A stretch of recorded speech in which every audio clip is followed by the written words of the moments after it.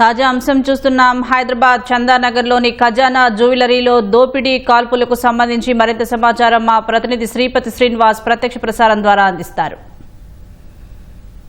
హైదరాబాద్లోని చందానగర్లోని ఖజానా జ్యువెలరీలో సరిగ్గా 10:30 నుంచి 10:45 సమయంలో దోపిడీ దొంగలు బీభత్సం సృష్టించారు. సుమారు 6 నుంచి 7 మంది ముఠా సభ్యులంతా కూడా ఇందులోకి చేరి దాదాపు ఇందులో ఉన్నటువంటి వెండిని దూసుకెళ్లినట్లు ఇక్కడ ఉన్నటువంటి స్థానికులు అధికారులు అయితే ఇక్కడ చెప్తున్నారు. ఇప్పటికే భారీ ఎత్తున పోలీసులు అయితే వెపన్స్ ధరించినటువంటి పోలీసులు అయితే భారీ ఎత్తున ఇక్కడికి చేరుకున్నటువంటి దృశ్యాలు అయితే మనం చూస్తున్నాం. సరిగ్గా 10:30 నుంచి 10:45 సమయంలోనే 6 ముఠా సభ్యులు, అంటే ఆ సమయంలో ఇక్కడ ఉన్నటువంటి ఈ ఖజానా జ్యువెలరీకి సంబంధించినటువంటి స్టాఫ్ అంతా కూడా ఒక సమావేశం నిర్వహించుకుంటారు. సాధారణంగా ఈరోజు ఏం చేయాలి, ఎవరికి విధుల కేటాయింపులు కావచ్చు, లేదంటే ఈరోజు అమ్మకాలకు సంబంధించినటువంటి డీటెయిల్స్ కావచ్చు, నిన్న జరిగినటువంటి సేల్స్కి సంబంధించిన డీటెయిల్స్ కావచ్చు, స్టాఫ్ అంతా కూడా ఒక సమావేశం ఏర్పాటు చేసుకుంటారు. ఆ సమావేశానికి అయితే డిప్యూటీ జనరల్ మేనేజర్ సతీష్ వచ్చారు. అయితే ఆయన వచ్చి ఇక్కడ ఉన్నటువంటి వాళ్ళతో మాట్లాడుతూ ఉండగానే అప్పుడే కొంత షట్టర్ను కొద్దిగా ఓపెన్ చేసి ఉండగానే కొంతమంది దుండగులు లోపలికి ప్రవేశించే ప్రయత్నం చేశారు. అయితే ఆ సమయంలో అయితే వాళ్ళు స్టాఫ్ అంతా కూడా ఏమనుకున్నారంటే ఇక్కడ ఎవరైనా కొనుగోలు చేసేందుకు వచ్చినటువంటి వాళ్ళు కావచ్చు అనుకొని ఆ షట్టర్ను కూడా ఎత్తడంతో ఆ కొద్దిగా ఉన్నటువంటి ప్లేస్ నుంచి దుండగులంతా లోపలికి ప్రయత్నించినట్లు కూడా చెప్తున్నారు. అయితే వచ్చి రావడంతోనే దుండగులు ఇక్కడ మేనేజర్ ఎవరు అని అడగడంతో అక్కడ ఉన్నటువంటి స్టాఫ్ అంతా కూడా సతీష్ను చూపెట్టడంతో ఆయనను అడిగి మరి ఏంటి పరిస్థితి, ఇక్కడ బంగారం ఎక్కడుంది, వెండి ఎక్కడుంది అవన్నీ అడిగే ప్రయత్నం చేశారు. అయితే ఆయన తన దగ్గర బంగారానికి లాకర్కి సంబంధించినటువంటి కీ లేదని కూడా చెప్పినప్పటికీ, అంటే ఆయన ఈ రోజు నేను తీసుకురావడం మర్చిపోయానని చెప్పినప్పటికీ కూడా కేవలం అబద్ధం చెప్తున్నాడన్న ఉద్దేశంతో కాల్పులు జరిపినట్లు కూడా చెప్తున్నారు.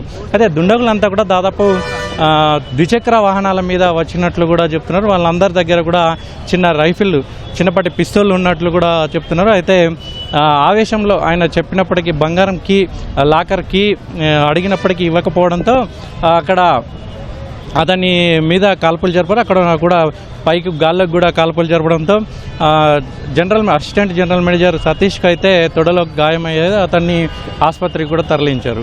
అయితే అక్కడే ఉన్నటువంటి దుండగులంతా కూడా ఇదేదో కొంచెం ఇబ్బందికర పరిస్థితులు తలెత్తుతున్నాయి.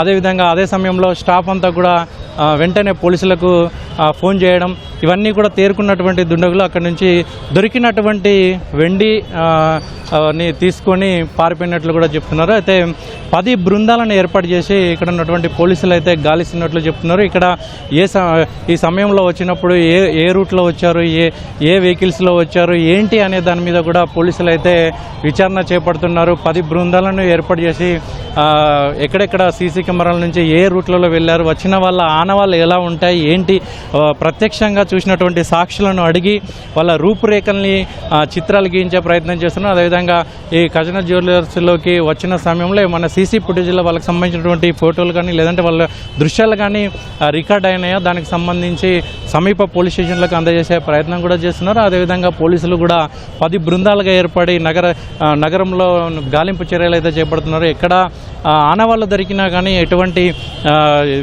దొరికినా కానీ వాళ్ళని పట్టుకునే ప్రయత్నం చేస్తున్నట్లు కూడా పోలీసులు చెప్తున్నారు. అయితే ఈ ఖజానా జ్యువెలరీకి సంబంధించినటువంటి ఈ దోపిడీ ఉదయం పూట జరగడం అయితే కొంచెం కలకలం రేపింది. ఎందుకంటే దాదాపు ఈ సమయంలోనే షాపులు తెరుస్తూ ఉంటారు. జనరల్గా దోపిడీ దొంగలంతా కూడా రాత్రి సమయంలో అందరూ పడుకున్న సమయంలో లేదంటే 9:30 సమయంలో ఇవి బంగారం కొనుగోలు చేస్తుంటారు, లేదంటే బంగారం తీసుకెళ్లే వాళ్ళు వచ్చి వెళ్తూ ఉంటారు. అటువంటి సమయంలో వాళ్ళు ఈ దోపిడీకి పాల్పడే అవకాశం ఉంటుంది. కానీ ఇప్పుడు జరిగినటువంటి దోపిడీ మాత్రం 10:30 నుంచి 10:45 సమయంలో జరిగింది. అంటే ఈ సమయంలో ఖచ్చితంగా ఈ దోపిడీ దొంగలకు ఇక్కడ ఉన్నటువంటి ఖజానా జ్యువెలరీకి సంబంధించినటువంటి ఎవరైనా సహకరించి ఉంటారా, లేదంటే వాళ్ళు ఏమైనా సమాచారం ఇచ్చి ఉంటారా? ఎందుకంటే ఈ సమయంలో షాపు తెరుస్తారు, ఈ సమయంలోనే సమావేశం జరుగుతుంది, ఆ సమయంలోనే ఎవరు ఉండరు అనే సమాచారాన్ని దోపిడీ దొంగలకు ఎవరైనా ఇచ్చి ఉంటారా అనే కోణంలో కూడా పోలీసులు విచారణ కూడా చేస్తున్నట్లు తెలుస్తుంది. ఏదేమైనప్పుడు కూడా భారీ ఎత్తున పోలీసు బలగాలు అయితే ఇక్కడికి చేరుకున్నాయి. క్లూస్ టీం కావచ్చు, ఇక్కడ విచారణ డాగ్స్ టీం కావచ్చు, లోపలికి వెళ్ళి దోపిడీ జరిగినటువంటి విధానం కావచ్చు, కాల్పులు జరిగినటువంటి విధానం మీద అయితే వాళ్ళంతా అయితే విచారణ చేస్తున్నారు. అక్కడ ఉన్నటువంటి స్టాఫ్ను ఒక్కొక్కరిని విచారణ చేస్తున్నారు. ఏ సమయంలో వచ్చారు, ఎలా జరిగింది, మొదటి ఎవరిని అడిగారు, ఏం జరిగింది, వాళ్ళు ఏమేం ప్రశ్నలు వేశారు, వాళ్ళ ఆకారం ఎట్లా ఉంటుంది, ఎలాంటి డ్రెస్సులు ధరించి వచ్చారు, రూపురేఖలు ఎట్లా ఉంటాయి, ఎటువంటి వాహనాల్లో వచ్చి ఉన్నారు, ముందుగా ఎవరిని ప్రశ్నించారు, ఆ తర్వాత కాల్పులు ఎందుకు జరపాల్సి వచ్చింది, వాళ్ళ దగ్గర ఎవరి దగ్గర ఎంతమంది దగ్గర ఎన్ని ఆయుధాలు ఉండి ఉంటాయి అని అంటే స్థానికంగా చూసినటువంటి ప్రత్యక్ష సాక్షులు మాత్రం దాదాపు 6 నుంచి 7 మందికి సంబంధించినటువంటి ముఠాగా వచ్చినట్లు కూడా చెప్తున్నారు. దాదాపు వాళ్ళ దగ్గర అందరి దగ్గర కూడా చిన్నపాటి రివాల్వర్లు ఉన్నట్లు కూడా చెప్తున్నారు.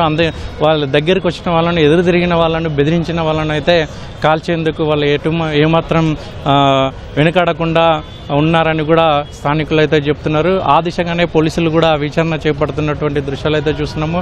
భారీ ఎత్తున పోలీసులు అయితే ఇక్కడ మోహరించారు. ఇక్కడ ఎవరిని కూడా దగ్గరికి రానియకుండా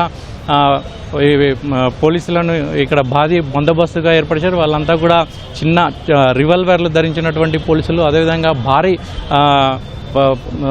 తుపాకులు ధరించినటువంటి పోలీసులంతా కూడా ఇక్కడ ఉన్నారు. ఇక్కడ విచారణ ఒక పక్క సీసీ కెమెరాల ఫుటేజ్ని పరిశీలించడంతో పాటు మరొక పక్క ఎలా జరిగింది, దోపిడీ జరిగినటువంటి అంశాలని కూడా సేకరిస్తున్నటువంటి దృశ్యాలు అయితే కనబడుతున్నాయి. ఇలా ముఖ్యంగా ఈ బంగారం లాకర్కి సంబంధించినటువంటి కీ ఇవ్వకపోవడం వల్లనే డిప్యూటీ మేనేజర్ సతీష్ మీద అయితే కాల్పులు జరిపినట్లు ఇక్కడ ఉన్నటువంటి స్థానికులు అయితే చెప్తున్నారు. అంటే ఎంత పోయింది, బంగారం కావచ్చు, వెండి కావచ్చు, ఎంత పోయింది అనే దాని మీద అయితే ఇప్పటికిప్పుడు వాళ్ళు లెక్క తేల్చలేకపోతున్నారు. అయితే ఒక్కసారిగా కాల్పుల కలకలం చెలరేగడంతో ఇక్కడ ఉన్నటువంటి స్థానికులంతా కూడా వచ్చి ఖజానా జ్యువెలర్స్లో అసలు ఇక్కడ ఏం జరిగింది, ఏంటి అనే ఆరాధిస్తున్నటువంటి దృశ్యాలు అయితే మనకు కనబడుతున్నాయి. మరొక పక్క అయితే విచారణను అయితే వేగవంతం చేసినట్లు కూడా పోలీసులు చెప్తున్నారు. దాదాపు ఒక 10 బృందాలను ఏర్పాటు చేసి ఈ విచారణ కోసం అయితే గాలింపు చర్యలు, దోపిడీ దొంగల కోసం అయితే గాలింపు చర్యలు చేపడుతున్నట్లు కూడా చెప్తున్నారు. ముఖ్యంగా వాళ్ళ ఆనవాళ్ళకు సంబంధించి కావచ్చు, వాళ్ళ రూపురేఖలకు సంబంధించి